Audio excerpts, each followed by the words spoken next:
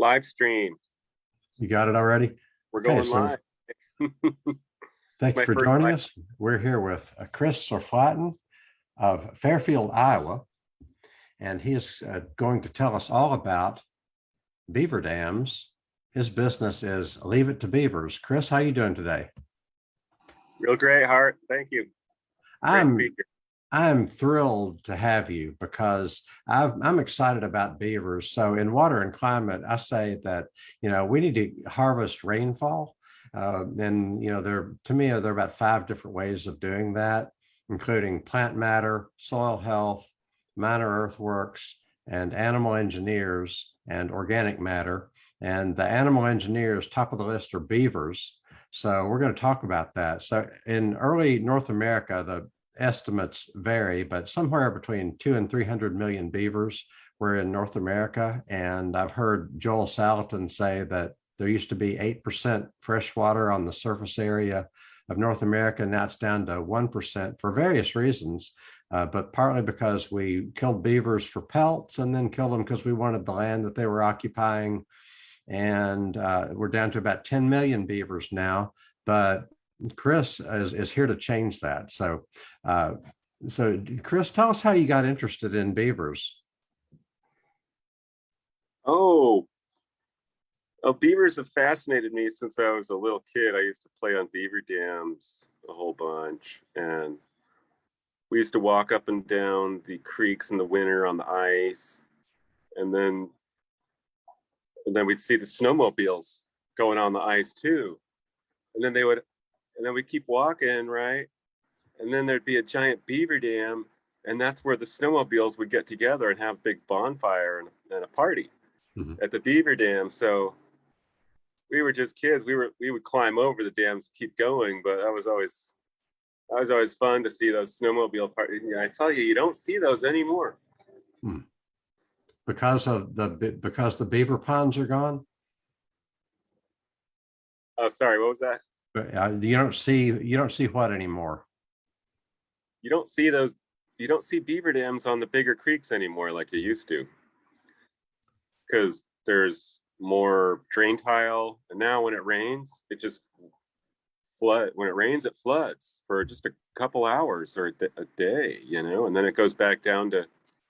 So our creeks here will go from 6 inches to 20 feet deep just for a few hours, and then back to 6 inches.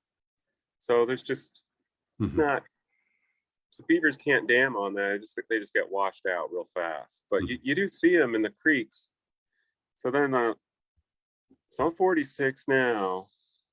So when I was about 30, I started to really appreciate the natural beauty of Iowa, and I bought my first canoe. And we started just going up and down the creeks and then just enjoying the beauty here. And then one canoe went to 3 canoes, and then I started bringing big groups of friends out, and then I started to I went up to Minneapolis one winter, and it was like negative 10 degrees or something crazy. And there are beavers in downtown Minneapolis. And I was like, wow. I was like, this is cool. And that was 4 years ago. And then I really started to look into beavers and start reading online. And then I read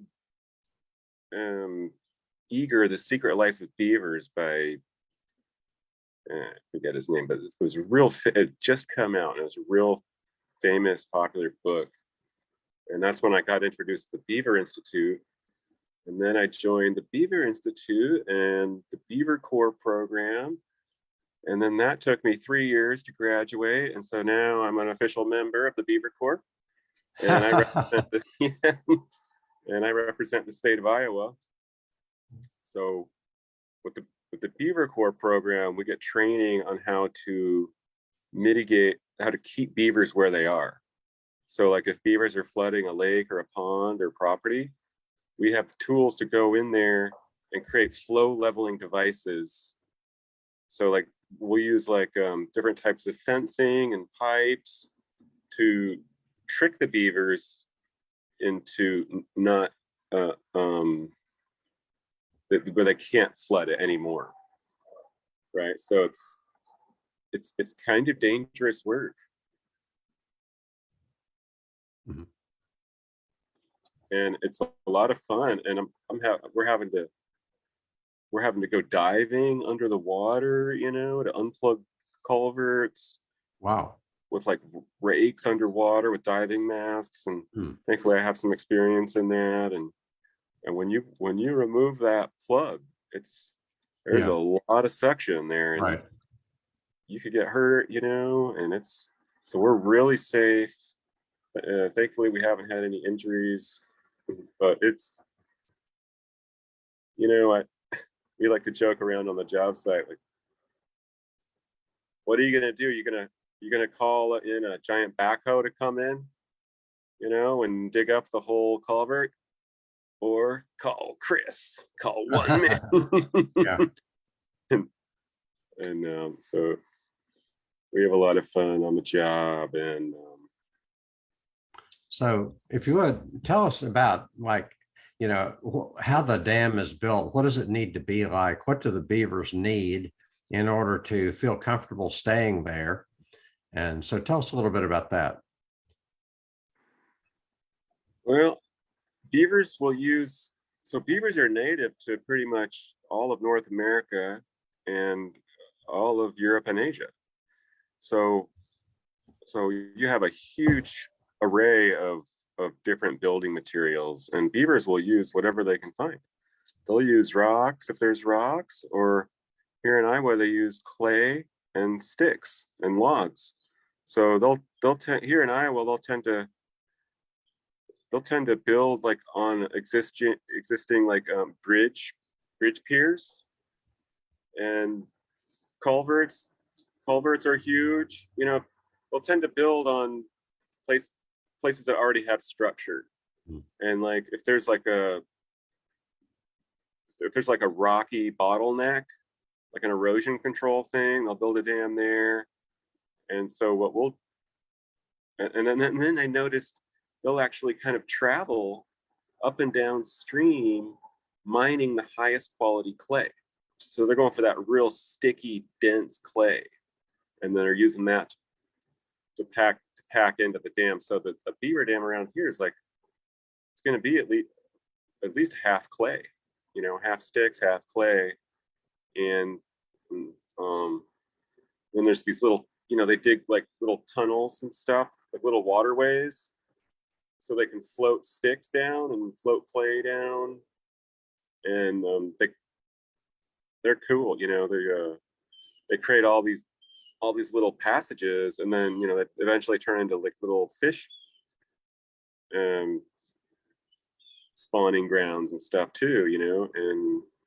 And then we took a train back Amtrak from California to Iowa this summer, my daughter, and I must have saw about 50 beaver dams. It was a great way to tour beaver ecology through the West. And Colorado had a huge amount of beaver dams, and so did Nevada. We didn't see any in California, not one. As soon as we crossed into Nevada and Reno, we started seeing a whole bunch of beaver dams, and some of them were a lot of sticks if there was a lot of trees and willow, but a lot of them, especially in Colorado, high up, they built the beaver dams out of rocks and trash too, because there was like a couple like homeless settlements on the creek there, and there's a lot of trash, and beavers didn't care. They just packed it into the dam. Right. So, So you've told me that you use like beavers depend heavily on willow. So you're planting willow trees are in the dam area, and you're also planting native grasses. That excites me because I'm president of the local Native Plant Society and enthusiastic about native plant species. But it wasn't until more recently that I started to understand, how important water is. I mean, So it's logical that if you want to have habitat, you don't just need native plants, you need water, but you combine the two. And in my area, willow is either number 2 or number 3 in terms of its ability to support caterpillars, which turns out to be a strong indicator of what else it supports in the ecosystem. Like oaks are number 1, willow is number 2 or 3, plums and cherries are 2 or 3, and then maple's number 5, birch is number 4, hickories are high up there, pine is high up there. And if you take those top 10 or so tree species, they end up supporting like 75% of the caterpillars in your area, whatever your area happens to be in North America. And I'm excited that as part of your beaver dam projects, you're planting the willows and the native grasses. Oh yeah, that's great to hear. Wow. We should do that for Iowa. That's a good hierarchy. I like that. And yeah, well, I can get you that information. It's easy. There's a database that goes along with it. Iowa, I would think, is similar to Kentucky. And I can send you my Kentucky list. There are not going to be very many differences, but it's also easy to get on the database at nwf.org. It's National Wildlife Federation, nwf.org/native plant finder is where you get that information. And it was compiled by Doug Tallamy, who's, a real guru in the native plant space. And he goes around teaching a lot about ecosystems, but not least of all, which are the host plants for caterpillars. And you were also talking about native grasses. You plant native grasses. Oh, another thing I wanted to say about willows is that willows need an area that is wet and sunny, and you're not going to find that everywhere. So we have this need for willows, but yet the willows kind of need to be on a creek bank or on a lake or in a wetland. And if you're creating habitat for willows, I'm excited about that. So, well, I tell you what, I've seen willows just about everywhere. One of our jobs is to find places that have a lot of willow that we can cut down. And a lot of those places are dry. They're on hilltops and okay. It's crazy. So that's another thing I've been doing actually today is cutting down a lot of my honeysuckle in my yard. And I want to grow willow right here in my yard. Right. And I think it'll grow once I get it established. I think it'll be fine.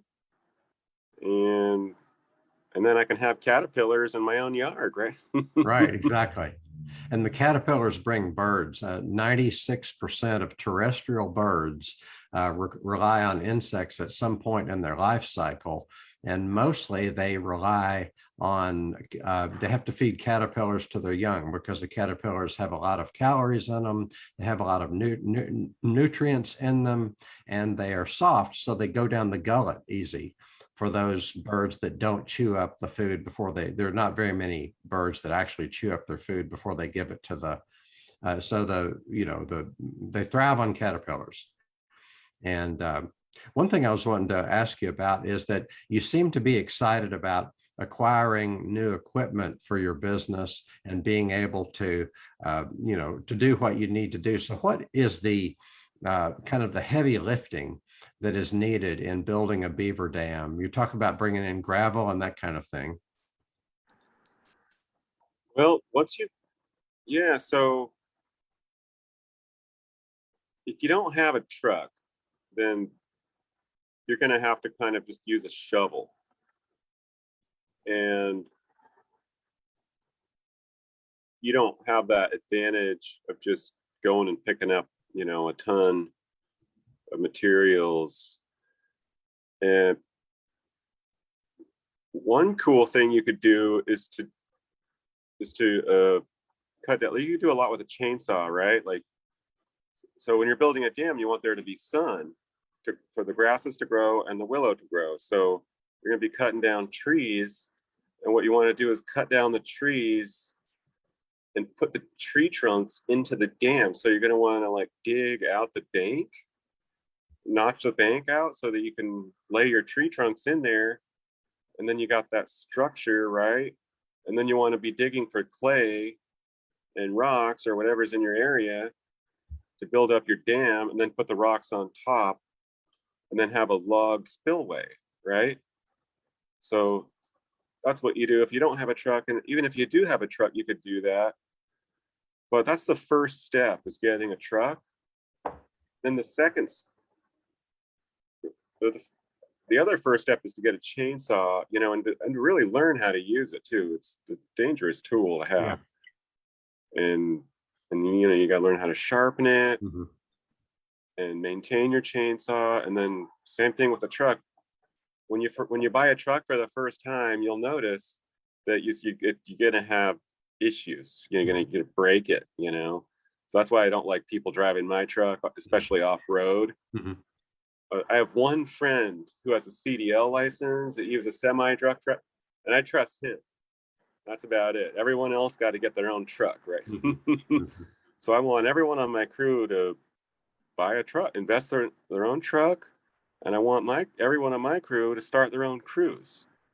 So we're going to be selling wetlands, and we're going to have enough, because I'm just one crew. There's only so much I can do, but I want to be training other crews and getting other crews going. And then, I'll help them buy the trucks if I can. And then the next big thing is start thinking about a dump truck. And these you can buy a kit where you can turn your pickup into a dump truck for $1,700. I just ordered it. Wow. And apparently it takes a day to put in, and it takes a little bit of welding and a little bit of cutting. But if you know how to do that stuff, so that's the other thing we want to do, is kind of specialize in that and help other crews get going. We'll put dump truck that on it for them, help them do that, and then after that, you want to start looking at buying a bigger dump truck or a dump trailer. Mm-hmm. So Right. the 5-ton dump trailer, that's the big next step. Mm-hmm. But see, it's nice to have your pickup modified, because then you can get into the smaller, tighter spaces Mm-hmm. that you can't get a trailer into, but I think you ought to be able to get your trailer into most places, especially Iowa's pretty flat, and then so there's the whole idea of like, oh, bigger dams are better, what we're trying to, that's not what we're trying to do. We're trying to do it on a small scale so that we can demonstrate how easy it is with small scale equipment. Mm-hmm. Like, yeah, anyone could hire a big excavating company to come in, with the bulldozers and stuff, but that's not how beavers do it, Mm-hmm. and that takes, big excavator, that's $250,000 tool. It's not an easy business to break into. And then you got to keep it. It's like a huge responsibility, to deal with that kind of thing. What we want to do is develop a process where just regular people can do it, go out on the weekends, you read our book. So that's one of my goals, is to kind of write a little book that explains how to do everything. And then all you have to do is read the book and modify your truck, or whatever. And then people just get started, start having fun. And, the hours just fly by when you're out there digging and planting. And it's about the most fun thing you could ever do. And then I tell you what, the frogs get huge. That's the first thing you notice, is the frogs. And if it's in tadpole season, you'll notice those tadpoles get huge. And you'll notice the frogs that once develop in the pond upstream from the dam, those frogs will get like that big, and then you go downstream where you have inch deep water, and those frogs are like tiny little, like Right, because like the crickets. fish and frogs they tend to grow bigger if they have a bigger aquarium or stream or lake or habitat. Yeah. Is that right? Oh yeah. And then so that's the first thing you notice, is the frogs. And then the second thing you notice is the dragonflies. So those dragonflies start showing up, eating all those mosquitoes. That makes me so happy. Right. They spawn on emergent grasses. So that's the great thing about beaver dams is they flood the grass, and then the dragonflies can lay their eggs on the grass coming out of the water. And then after that, you start noticing the butterflies and the water skeeters. You know, it's just like every time you go out there, you're noticing something else. And Mhm. it's like it's like walking into a Jim Henson movie, you know? It's like, wow. Right. So, an interesting phenomenon I've seen is that, you never can tell when the powers that be and the media are shooting straight about what this or that animal needs. Animals need food and water and whatever they consider to be shelter, and they need the environment in which they feel comfortable mating, and which is different for different species. And they also need freedom from toxins, but food, water, shelter, and freedom from toxins. And sometimes, uh, amphibians are struggling around the world. And no doubt, in some instances, that's because they have too much toxicity in their environment, because they have porous skin and they're going to absorb whatever's in their environment. I don't doubt that the toxicity angle is important, but if you're an amphibian, you have to have water. I mean, not just to stay wet, but your tadpoles, your young in their larval form they're fish in their larval form. They are exclusively in water. So I'm just saying that, but you're creating habitat for all that ecosystem. Oh yeah. Yep. And you're excited about that. And, there are different ways, there are natural ways to control mosquitoes. And, you need animals that are predators to mosquitoes, one of which is dragonflies. So if you can create the habitat for the dragonflies, then they're going to help control your mosquitoes. Oh yeah. And then the birds love to eat the dragonflies. Right. The nice big protein chunks for them. So much depends on insects. My man Doug Tallamy has this presentation where he goes through all of the all of the things. There's so many things, like all the vertebrate groups: mammals, amphibians, reptiles, fishes, and birds. All of them depend heavily on insects. And so you're creating the habitat for the insects. You start with the water. You've got grasses. You've got dragonflies will put their larvae on the emergent grasses. And then birds are going to come in and feed on the insect. You got birds and amphibians coming in. So it's exciting. It's exciting to see. Yeah.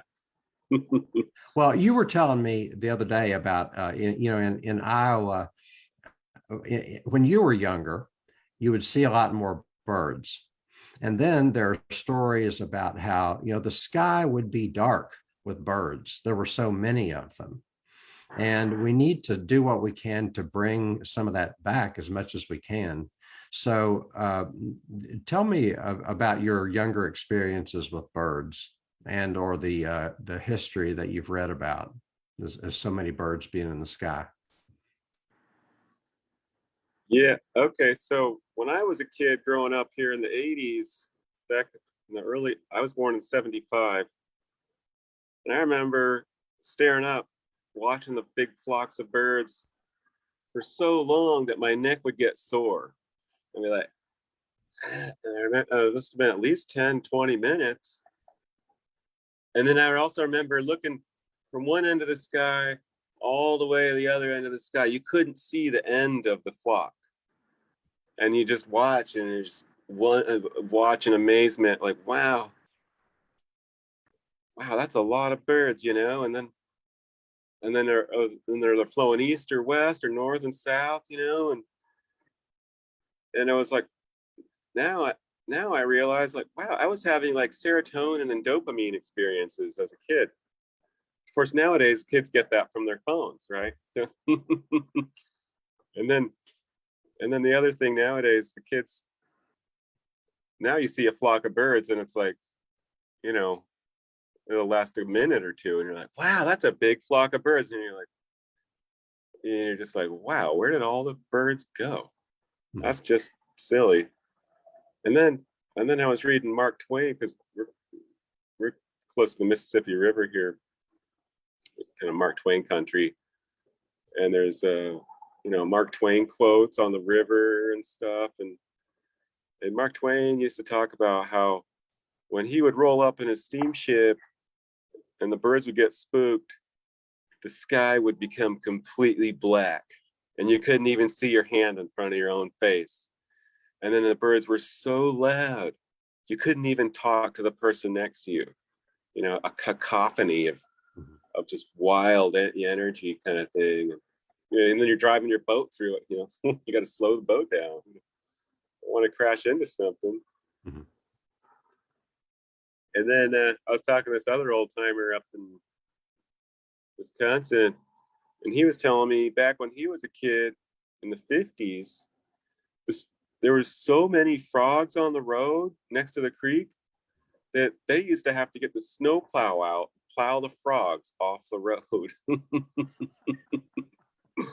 I was like, wow, you just don't see that anymore. Right.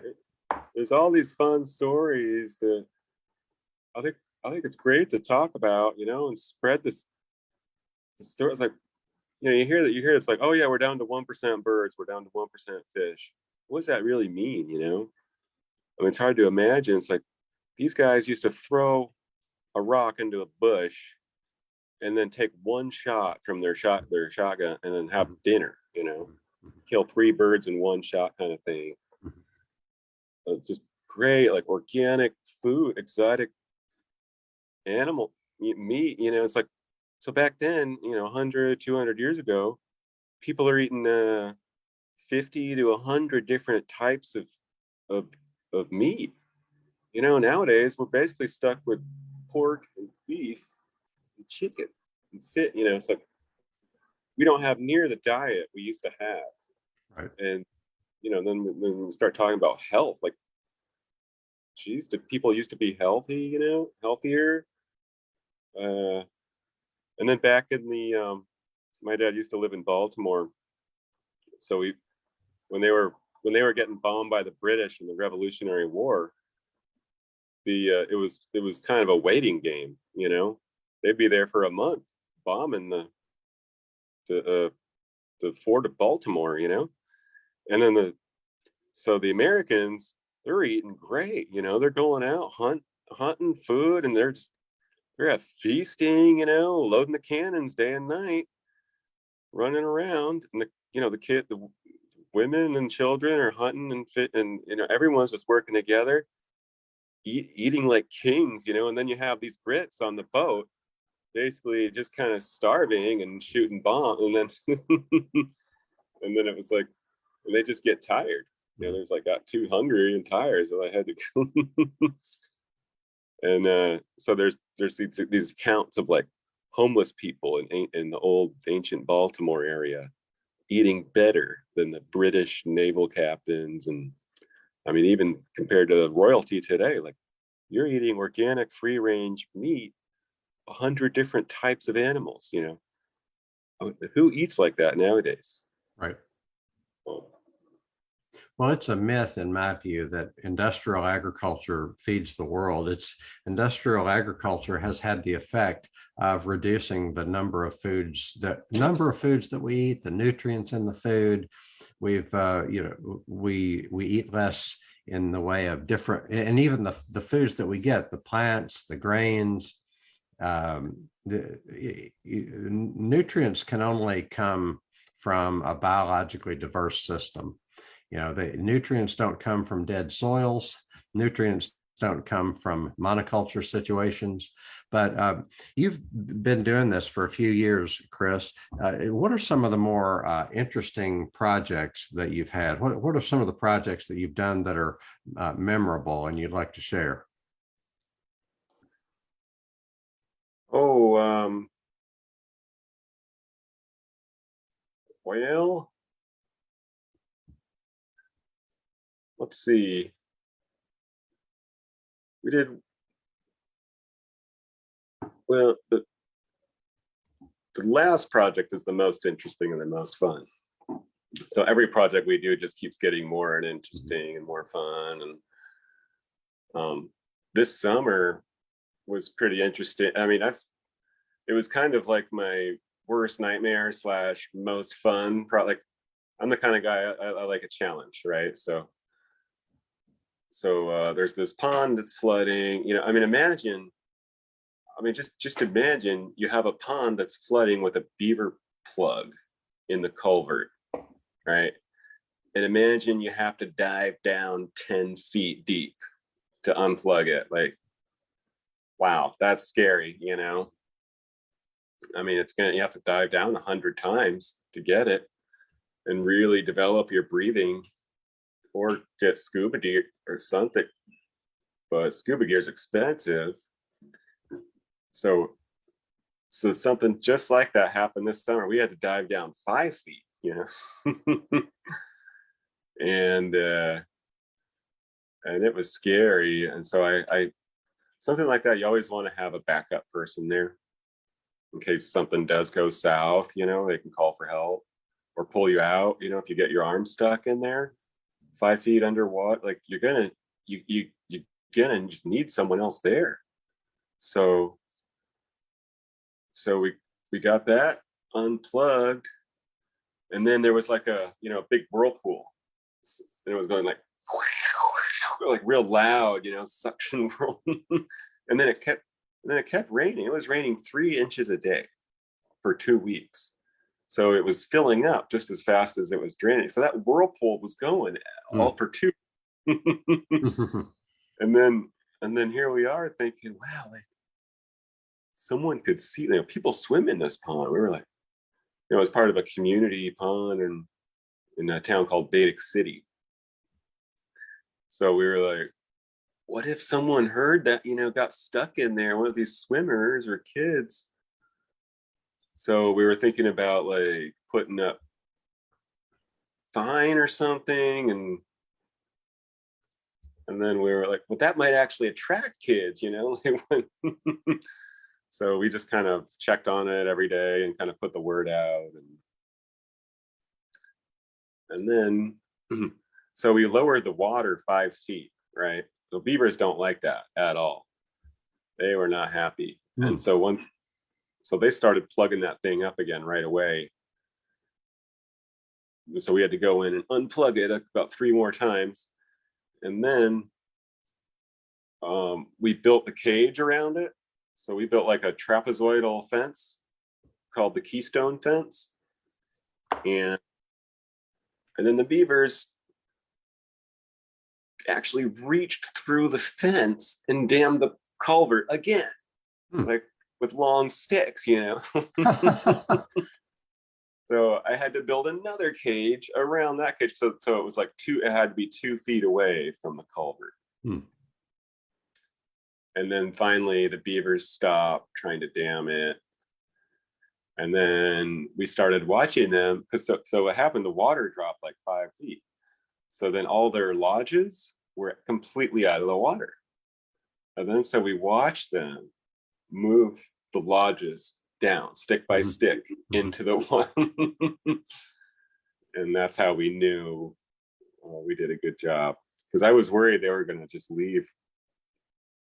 But we always like them to just stay where they are, because safer, you know, you get the beavers wandering around like that, they could get trapped, you know, they could get killed easily.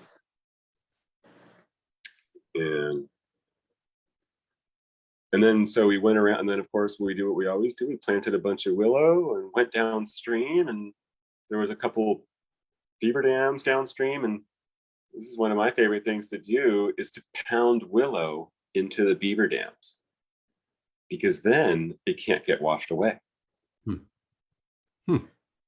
Yeah. Well, when we talked on the phone, you impressed me that you have big thoughts and big ambitions for how we can, you know, build as many beaver dams as possible. So how can we make that happen? How's that going to happen, Chris? Well, I came up with a 3-year goal for that to happen.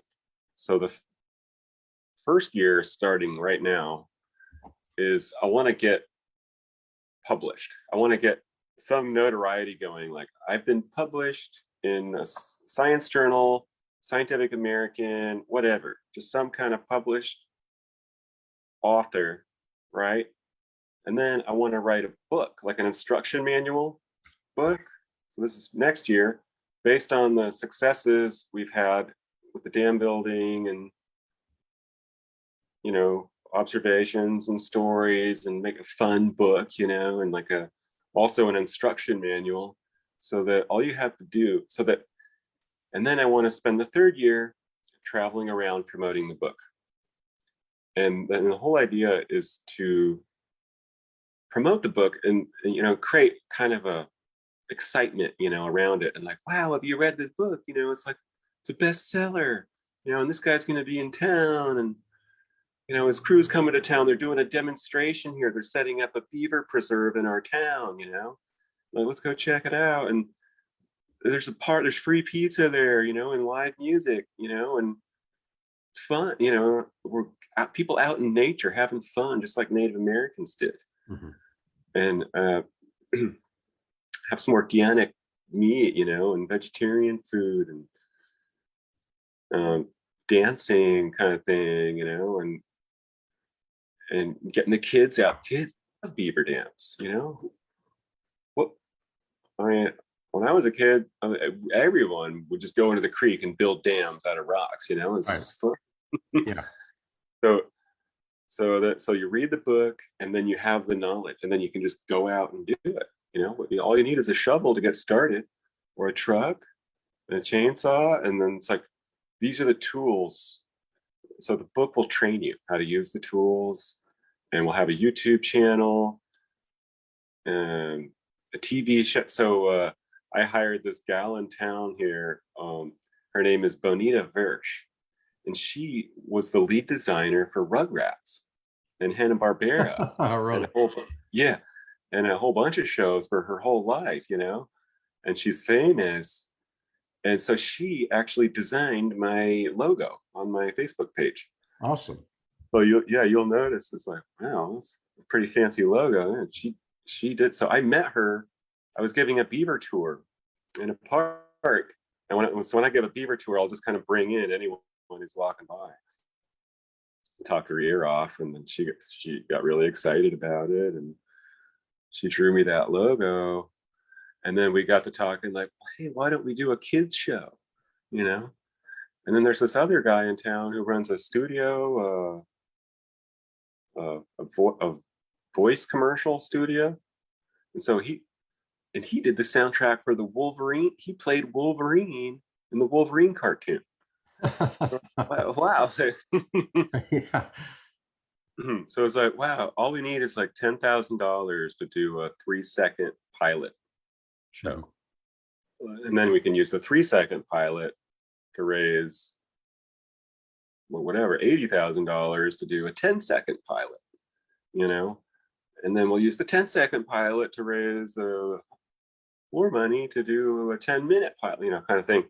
And so I've been learning about that industry, and I actually wrote an episode, and and so that's this whole other avenue. Was like, why don't we do a kids show, and like, Right. really educate the children? It's like kind of a Sesame Street type of show that, because the children are going to inherit the farms, Mhm. and then you can just imagine farmers' kids watching these shows, and then the parents are watching them too. And it's like, wow, it's like, why don't we turn our soybean cornfield farm into free range animal farm? It's like, why are we spending all this money and gas and tractors and transporting grain when we could just let the animals eat the grass Mhm. on the farm? It's Right. like just more efficient, Sure. just makes more sense. Exactly.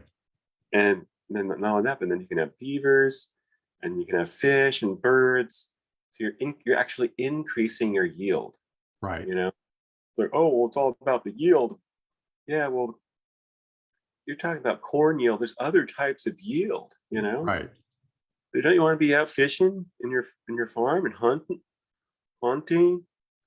in your farm? Like deer can jump over your cow fence, you know. Deer can jump over a bison. So my friend Bob Jackson from Tallgrass Bison here in Iowa, he has a square mile bison ranch that's all native prairie, never been farmed, and it is awesome to go there. I Mm-hmm. I do tours there too, and dude, the deer on his farm, on his ranch, are literally like the size of elk. It's crazy. Like their muscles, their chests are so huge, and they're just taller and giant, you know? And it's like, wow, what the heck is going on here? It's like they're that's their native habitat. They're, you know, they're not eating corn. They're living on prairie with right alongside bison. And there's like mountain lions in there and stuff. It's crazy. And so it's like, yeah, if you turn your corn and your soybean farm into a free range cow pasture, or you can't even free range pig is a different story, right? But Yeah. free range cow is pretty solid, you know. The only drawback is you don't have that real marbled meat that old people tend to like. That's that taste that was really sought after, you know, like that real heavily marbled thing. But like young people don't especially care or notice, Mhm. you know, and so that's why you see more young people eating the free range stuff, and they don't mind chewing a little bit more. You know, it's like they understand. It's like cool, free range. It's like habitat, you know. But the older people, the more like traditional people, they're like their marble, you know, their steak's got to have that marble in it if it's gonna be eaten. And so that that's a big and then yeah, so you know, gonna turn the corn and the soy over to free range, and that there's a big problem with that because it's just not subsidized like corn and soy is. Yeah, it is. I mean, it's just Wall Street set it up that Right. way Right. so that Wall Street can make more money, Yeah. and it's a really difficult situation. It's a lot like what's happening in California with their Mhm. farms. The farmers just have a stranglehold on the water, on the turning the whole state into a desert, you know. Yeah, well, I've been writing a little bit about the economics and the politics of this situation. And when I think of the top 3 to 5 federal policies that have an adverse impact on farming, one of them is that, you know, the crop insurance tends to subsidize commodities, and you have monopolies that have too much money and too much power, and you have you know, patented seeds and that kind of thing. But there's also a little bit of inertia on the part of farmers. If we could just kind of orient them to a more regenerative type of model, you start off by not having to pay all the money for inputs. You know, don't have to. If you have a regenerative model, then you're not paying money for toxic pesticides, you're not paying money for nitrogen fertilizers, you're not paying money for patented seeds. And it's like you said, in that kind of situation, you're gonna are you gonna measure success by yield of one crop, or are you going to measure success by profitability and also the nutrition per acre? You know, we should be measuring the success of farming in part by how much nutrition can we get per acre. But I Yeah. wanted to, we have about a few minutes left. I wanted to ask you, you know, what can people do, especially any places that they can get resources? You mentioned the Beaver Corps. Where are some places that people can find more information on how to build beaver dams? And I want to make sure people get your contact information as well. Yeah. Okay, there's the beaverinstitute.org, which is really great, but they don't have a lot. They don't do what I do. They do what's called BDAs, which is a non-waterproof dam. So those are better for like high flow places that have like year-round flow. Hmm. And so that's where you drive posts and then a weave. So that's a post and a weave. And um and then who's that? Bill Maher? Is that his name on the Facebook guy? The Australian guy? David David, yeah, Maher. Yeah. David Maher. Hmm. He he's doing some really great stuff. There's not a lot of us doing this, Hmm. you know? I mean, basically it's just me and David Maher, and there's a book called, it's a free book you can download. It's called Process-Based Restoration. And it's put out by the Fish and Wildlife Committee and stuff, and the World Wildlife Fund and different groups. And they we got a lot of our information from there, and it just talks about like just go out there and do it, you know? And like you want to build your dams in these kinds of shapes. Like they advocate for the H shape, you know? So you want to build up the sides of your dam so you're not eroding, and then have a narrow center of the dam for a spillway. Hmm.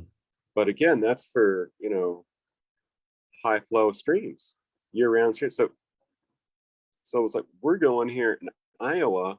It's like we don't have a lot of streams that flow year round. I mean, we do, but And that's, that's part of the problem you're trying to solve. You're trying yeah, to you're trying to build these small earthworks so as to, create more continuous flowing streams, because they're not, we've dehydrated so much that our streams are dried up. oh So yeah, that's going to be par for course.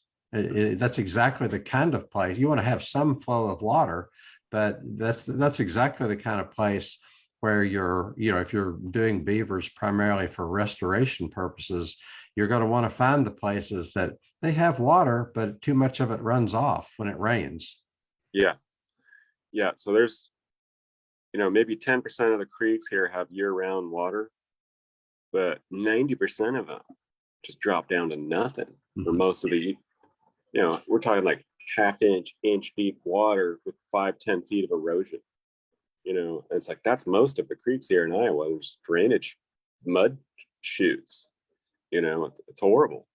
And then you see these little tiny frogs trying to live there. You know, Mhm. and they're all Right. overgrown with honeysuckle and thorn bushes, which are also invasive. Mhm.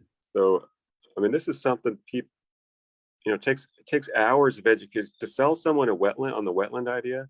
It takes hours to sell them on it over a period of weeks. So people love their land. You know, usually Mhm. landowners around here have owned it for generations since the beginning. You know, legacy farms they call it. So they think they know their land better than anyone. You know, we've been farming this land since the beginning. You know, like we know this better. It's like you can't come in here and tell us how to farm, how to run. So it takes like this humility, you know, to really go in there and just be so nice and just kind of get their find that one thing that gets their sparks their Mhm. imagination. We're talking about a subject here with 20 different cool things you could talk about.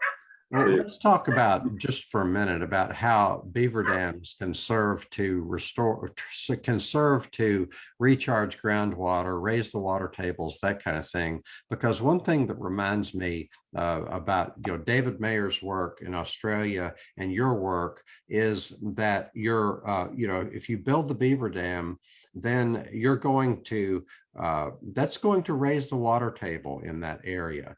And when you raise the water table, you've got more groundwater, and the groundwater is going to flow back into the system gradually, and you're going to have more continuous flowing streams. Am I on the right track? I mean, might not absolutely, happen overnight, but that's one yeah, natural effect of what you're trying to do. yeah, absolutely. And you'll see that as soon as you build a dam, you'll notice downstream of that dam, it's flowing more. As soon as your first dam fills up with a foot or two of water, your little trickle stays steady all year long. And it's so cool.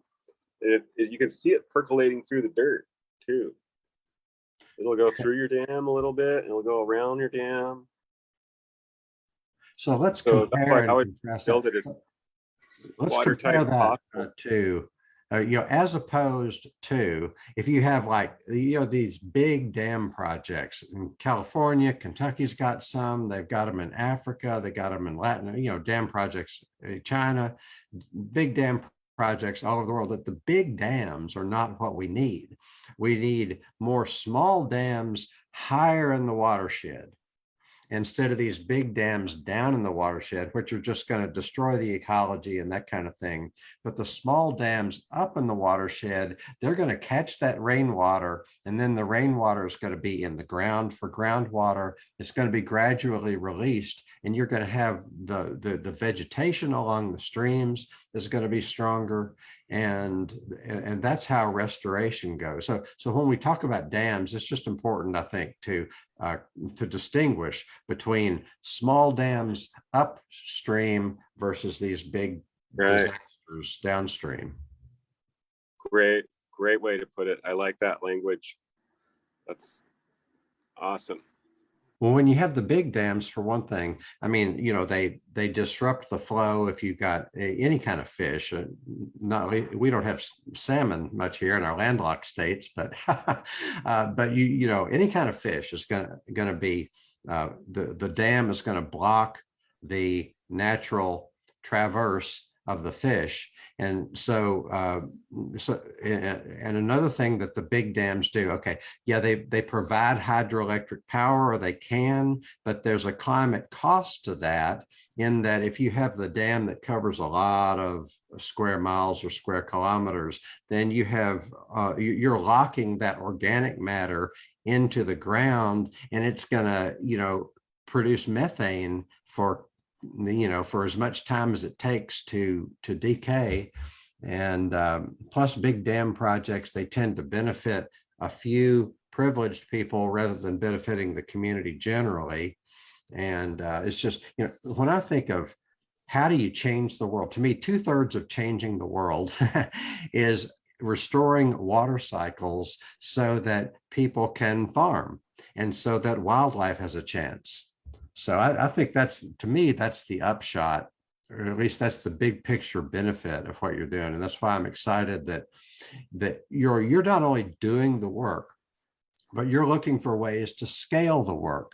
If we want to scale the work, we need to give small operators, small business people, a model that they can use to do this on a shoestring with some, a few $1,000 worth of equipment, maybe, but not, not the big stuff. So anyway, so you're doing a model that can be replicated. Yeah. Yep. And the other angle I'm really working is the political angle too, because we do need some political support. That the voluntary approach that is right now what's politically activate for the last 30 years is not working at all. It's not even working a little bit. So the other angle I'm working is we need to get the federal judges involved, and we need to have eminent domain, right? There's political corporate gridlock happening right now.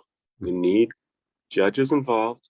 We need to start talking about eminent domain rights for beavers, and wetlands. And it's going to sound ridiculous at first, and people are not going to be happy, but there needs to be incentives. We need to change the subsidy system. But there's this whole other angle that I like. It's a lot easier. Why not just let people grow their lawns as tall as they want? Mm-hmm. There you go. That's a no-brainer there. So that's going to get us a big way of the way there. It's just the lawns. How does that work? Because to me, here's my answer to how that works. If you have more plant matter, so the more plant matter you have, then you're going to have healthier ground for one thing. So if you want to harvest rainwater, you want good soil. You also want as much plant matter as possible because that plant matter serves as a reservoir for water. The roots in the ground are going to help the groundwater flow. When you have groundwater, you're going to have more continuous streams. There's just no downside to this from an ecological standpoint, Yeah. from a wildlife standpoint, from a microclimate standpoint. There's no downside to allowing more plant matter to grow, but our laws are, most of them, just directly contrary to that. Yeah. The whole lawn thing is so cool because it's going to create local cooling in the towns, and insects are just going to go. There's going to be a huge boost for insects and birds and other things too. But the really cool part about the lawns idea is it's going to hold back water and carbon. And when you start doing that, guess what? You're taking water out of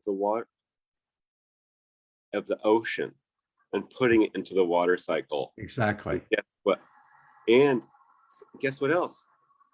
About half of the ocean rise. So the ocean's risen 6 inches in the last 30 years. And about half of that is due to thermal expansion, ocean getting hot. So once we get the lawns growing, the ocean's going to start cooling down again and shrinking and going down. And once we start taking all that water out of the water cycle, putting it back into yards, it's going to go down even more, So we were talking about this. This is a big issue, and this is like something that is ignored. I mean, the public doesn't know about this. Most climate activists don't know about this. People are supposed to be informed about climate. They don't understand that there's a whole lot less fresh water than there used to be, because we're designing for drainage. We should be designing for hydration. Your beaver dams are an example of designing for hydration.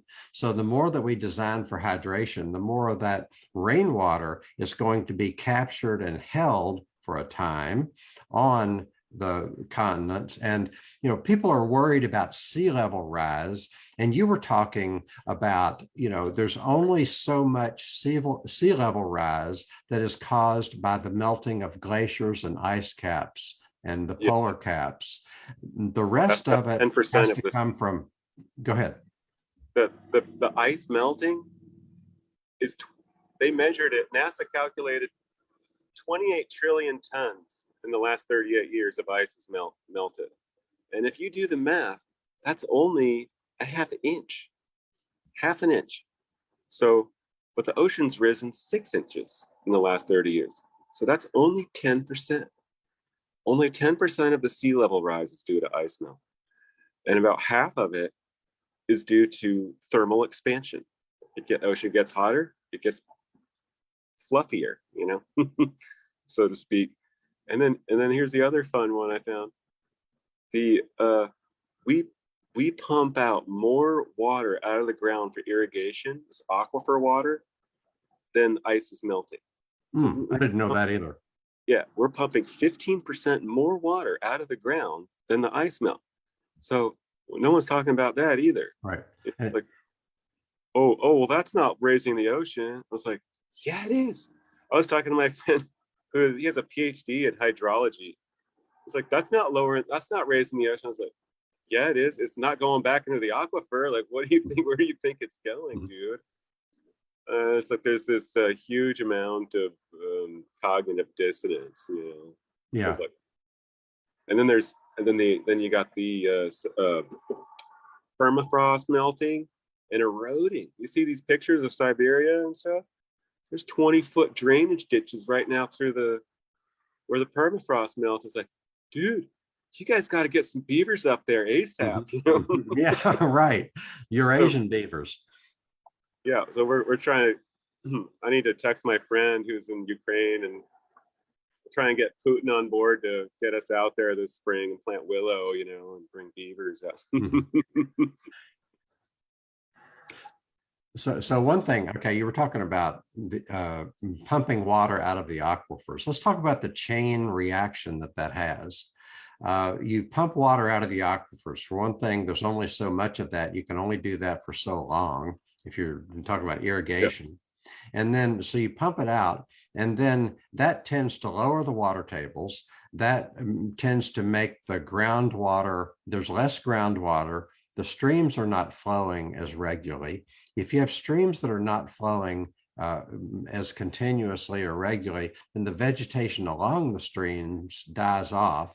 And then when that happens, you've got less rainwater harvesting going on by the the riparian buffer, which is a fancy word for what's alongside a stream. And then so you have less water, so you have less green growth. You have less green growth, you don't have those plant roots storing carbon in the ground and maintaining the soil structure, which further depletes the groundwater. It's a vicious cycle, and nobody's talking about this. Yeah, in fact, that's something everyone can do. Call your local waterworks and ask them how the water table's doing. You know, they got a big old well going down, and they're watching that well water's going down every year. So I actually called my waterworks this week, a few days ago, and asked them, and that they haven't got back to me. But that's a great sales pitch. You know, something you could talk about, like, oh yeah, we only got another 20 years left before we got to drill another well, you know, and like, it's like, well, I guess we do need more beaver dams over the aquifer, you know, or a pond or something, you know, and guess, yeah, there is a creek right there. Happens to be right over the well, you know, right near the well. Like, hey, there's got to be, I mean, the cost of drilling a new well, you know, it just keeps getting more and more expensive. Like, why don't we just spend 1/10 of that on beaver dam, you know, getting beavers there? Right. Well, Chris, this has been a wonderful conversation. I want to make sure people know how to get in touch with you, and then we'll come back on again soon to talk about it some more. But what's your email address? Plus, there's the Leave It to Beavers is a page on Facebook. And how else can people get in touch with you? Yeah, so that's actually Leave It to Beavers Contracting. Okay. On Facebook. And that's probably the easiest way to get in touch with me. Or you can email me at csorflaten@gmail. Okay. Sorflaten. CSORFLATEN@gmail. Yeah. Or you could even call me. Okay. I don't have that many calls. Sure. What's your phone number? 641 455 7653. 641-455-76. I'm going to get that wrong. Say it again, and I won't interrupt this time. 7653. So 641-455-7653. Okay. And please call me if you want to do something in your area. This is one thing I always say. If you want to get involved, if you want to do something, just call me. I'll help you. I'll walk you through it. I'll pull up your area on the map system, and I'll tell you where you can go. You can go online, look at your county assessor's website, and you can look at where the property boundaries are of your park, you know, or you can find just public land that's not a park. It's publicly owned, and that's a perfect place to get started. It's not a park. It's owned by the. That means you have a right to go there. You're a citizen of that area. You go in, start building the dam. You know, like, you can do it. You don't even need to ask permission. And start removing honeysuckle, you know, and the invasive stuff. Start getting some sunlight in there. It's awesome. This is America. We can do stuff, you know. Start learning. and planting willow, building dam, simple. Give me a call. Sounds good. Well, hang on the call. I'm going to end the live stream. And but Chris, I can't wait to see your instruction manuals and everything you've got coming as far as how to get this done. And I appreciate your work. And I appreciate you making it a model that people can imitate. Awesome. Thanks, Art. Yeah, what a fun interview. I'm going to stop the live stream, but hang on the call. Okay.